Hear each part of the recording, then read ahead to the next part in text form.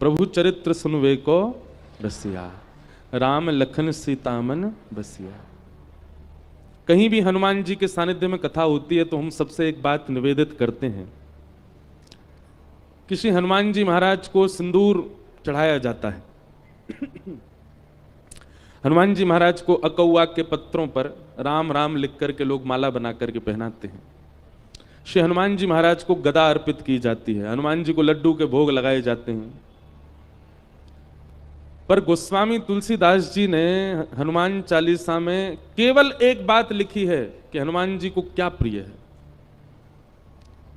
प्रभु चरित्र सुनवे को रसिया, राम लखन सीता मन बसिया। किसी को, बहुत ध्यानपूर्वक सुनिएगा, किसी व्यक्ति को जलेबी बहुत प्रिय है और आप जब उसके पास जाते हो तो लड्डू ले जाते हो या रबड़ी ले जाते हो, कलाकंद ले जाते हो, मोहन थार ले जाते हो, बालूशाही ले जाते हो। मुंह में पानी तो नहीं आ गया आपके? इतनी मिठाई के नाम ले दिए हमने। पर सामने वाला आपकी सहजता और आपकी लाई हुई वस्तु को स्वीकार तो करेगा, प्रसन्नता से रख लेगा। हाँ हाँ, अरे वाह भैया लड्डू लाए, लाओ धर दो।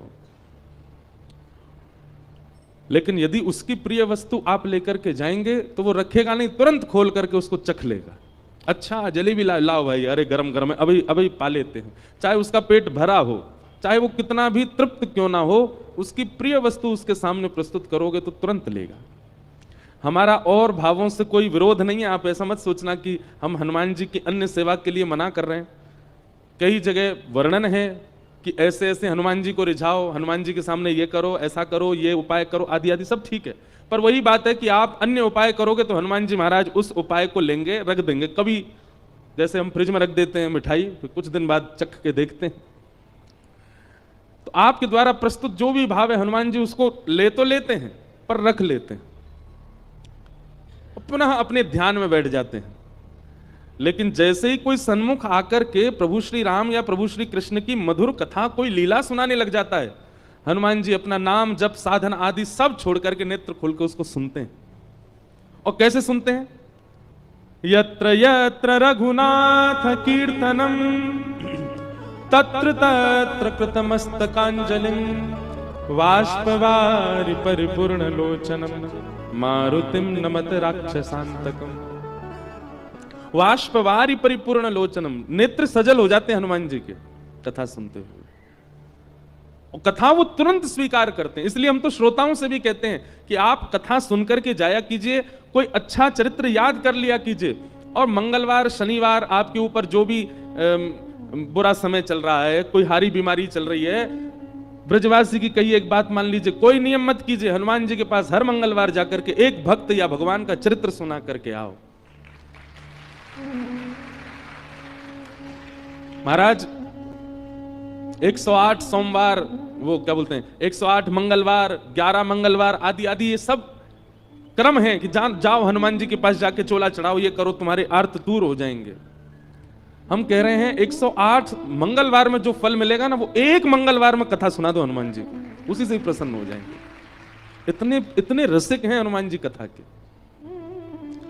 लेकिन हम सारे साधन करते हैं हनुमान जी को रिझाने को, वही नहीं करते जो हम सब रोज गाते हैं, हनुमान जी के सामने ही गाते हैं। जब हम कहते होंगे ना प्रभु चरित्र सुनवे को रसिया, हनुमान जी कहते हैं तो पता है तो फिर क्यों नहीं सुनाता मुझको? इसलिए भैया हमारी कही एक क्रिया, हमने बहुतों को बताया है कि हनुमान जी को प्रसन्न करना है तो कथा सुना। हमारी तो कथा के मुख्य श्रोता ही हनुमान जी हैं। आपको दिख जाए तो बहुत बड़ी बात है। ये देखो, ये हमारी पहली कथा से सारी कथा सुन रहे हैं। और गदा वाले हनुमान जी नहीं है, कीर्तनिया हनुमान है। हनुमान जी गदा वाले हैं ही नहीं है।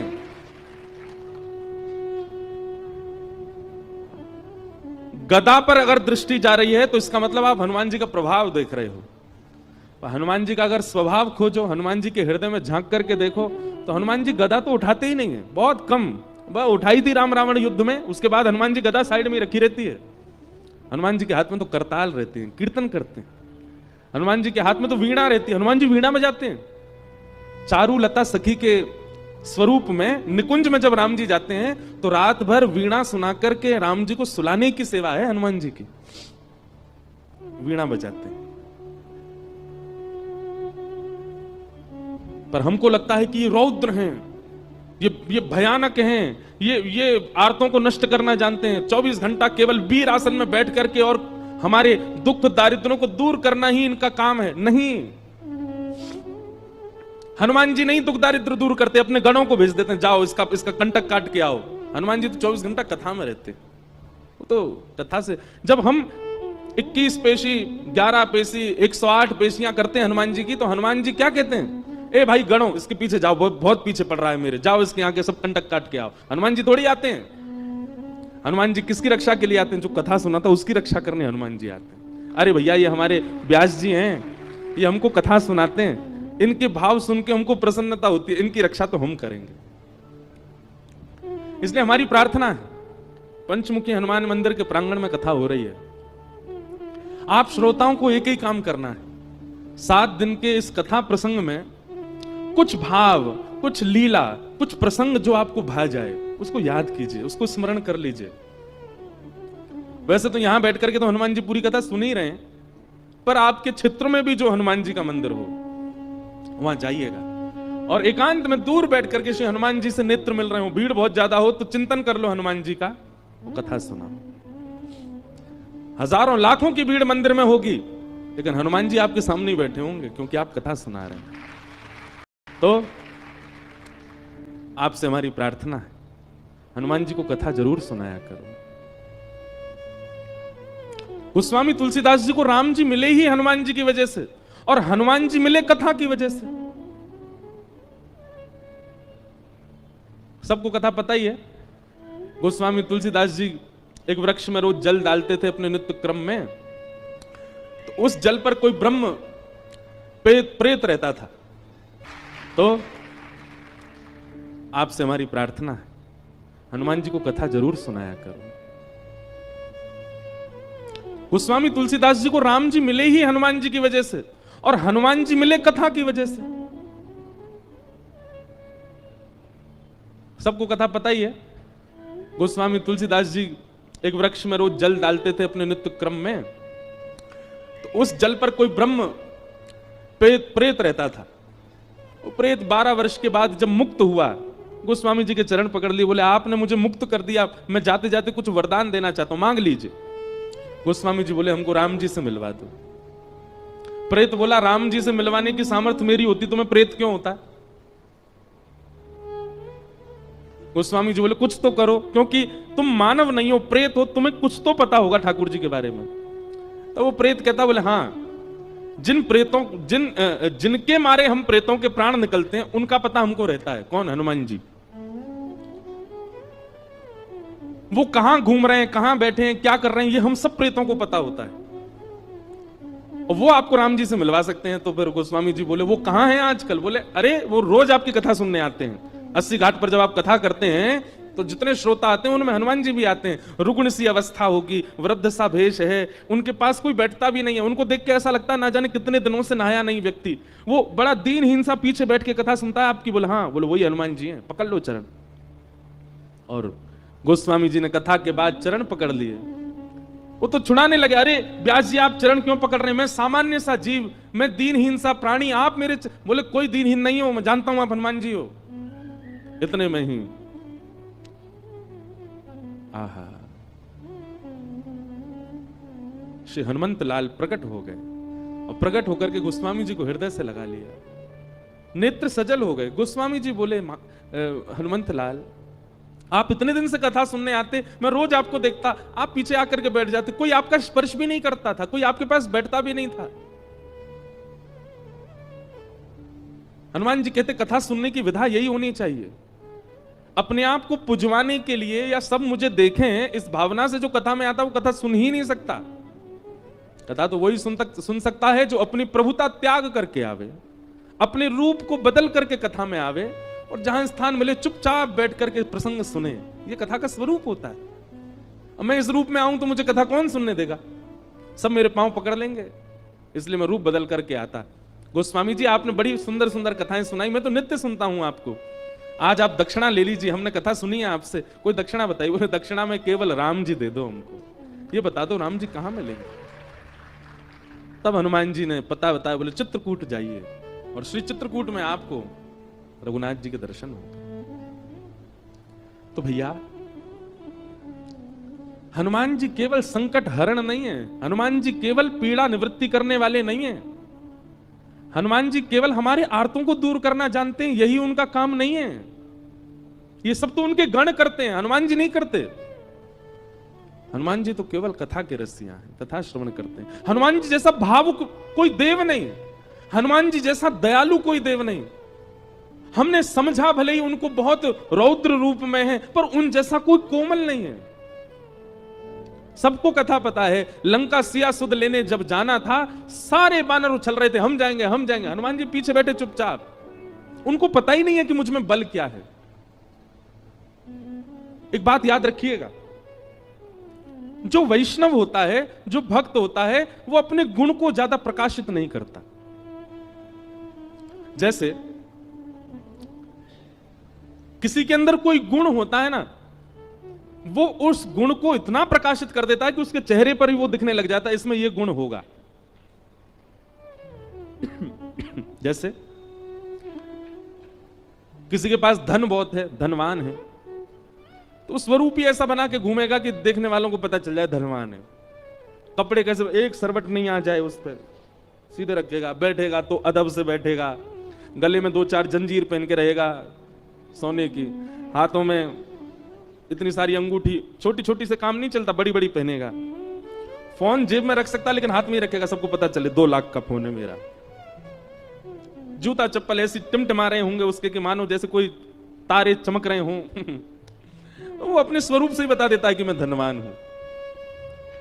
ऐसे ही धनवान व्यक्ति अपना स्वरूप बता देता है। बलवान व्यक्ति, कपड़ा फटे जा रहे हैं, निकल रहे हैं महाराज, यहां से हाथ निकल रहा है, यहां से छाती निकली जा रही है, चले तो हाथ यूं। हमारे साथ बेचारे 2 भैया हैं, ये तो बढ़िया हैं ना। पर बलवान व्यक्ति अपने रूप से दिखा देता है कि मैं बलवान हूं। अच्छा, ज्ञानी व्यक्ति भी अपने रूप से बता देता है कि मैं ज्ञानी हूं। त्रिपुंड लगा करके घूमेगा, गले में कम से कम 2-4 रुद्राक्ष की मालाएं पड़ी होंगी, कानों में भी रुद्राक्ष ही लटक रहे होंगे, और यहां त्रिपुंड, यहां त्रिपुंड, यहां त्रिपुंड, यहां त्रिपुंड। चले तो ग्रंथ हाथ में लेकर के, बैठे तो खड़ाऊं पहन के चट चट करता चले। बस पहनता तो मैं भी हूं, पर मैं स्वरूप से ज्ञानी दिखूंगा नहीं, हूं भी नहीं। गुरुदेव की उच्छिष्ट जो कृपा प्रसादी वही दे रहे हैं। पर कोई प्रचंड ज्ञानी हो, उसके रूप से पता चल जाता है वो ज्ञानी है, कोई भैया संभल के इसके सामने। पर वैष्णव जो होता है ना, वो विपरीत होता है। वो अपने समस्त गुणों को अंतर्मुख कर लेता है, अपने सारे गुणों को ऐसा कर देता है कि सामने वाले को ये लगे कि ये तो सामान्य है, ये तो कोई साधारण व्यक्ति है, इसको ज्यादा कुछ पता नहीं है। ये वैष्णव का गुण है। हनुमान जी ऐसे ही हैं। हनुमान जी ने हम सबको जो दिखा रखा है, एक प्रकार से हमको बहकावे में डाल रखा है कि भाई मेरी गदा देखो, मेरा रूप देखो, मेरा बल देखो, आदि आदि। हनुमान जी ने अपने अपने वास्तविक रूप को छुपा रखा है। वे तो रसिक हैं कथा के, वे अत्यंत सौम्य हैं, वो अत्यंत सरल हैं, वो अत्यंत, अरे कोई जरा सा राम बोल दे तो नेत्र सजल हो जाते हैं हनुमान जी के, इतने इतने करुणावतार हैं। तो ऐसे श्री हनुमान जी महाराज की परम कृपा है कि हम उनको कथा सुनाने के लिए यहां आए हैं। हमारे पंचमुखी दुर्गा मंदिर, हनुमान दुर्गा मंदिर के समस्त हमारे पदाधिकारी गण और इस कथा के आयोजन करता, नियोजन करता, संकल्प करता, व्यवस्था करता, सबको हम व्यास मंच से प्रणाम करते हैं। सबको हम धन्यवाद कहते हैं कि आपने हमें बुलाया हनुमान जी को कथा सुनाने के लिए। आज तो बंधुओं कथा बहुत विलंब से शुरू हुई। एक तो हम डट नहीं रहे हैं, हम यहां से वहां भागे ही जा रहे हैं। इतनी भागदौड़ हो गई है कि इतने थक चुके हैं कि हमको 2-4 दिन कोई सुबह दे तो सोते ही रहे, इतना ज्यादा थकान है। लेकिन ठाकुर जी की कथा गाने में जो सुख मिलता है उसका तो कहना ही क्या है। व्यास मंच पर आते ही लगता है कि अब तो कथा सुनानी है, खूब भाव से सुनानी।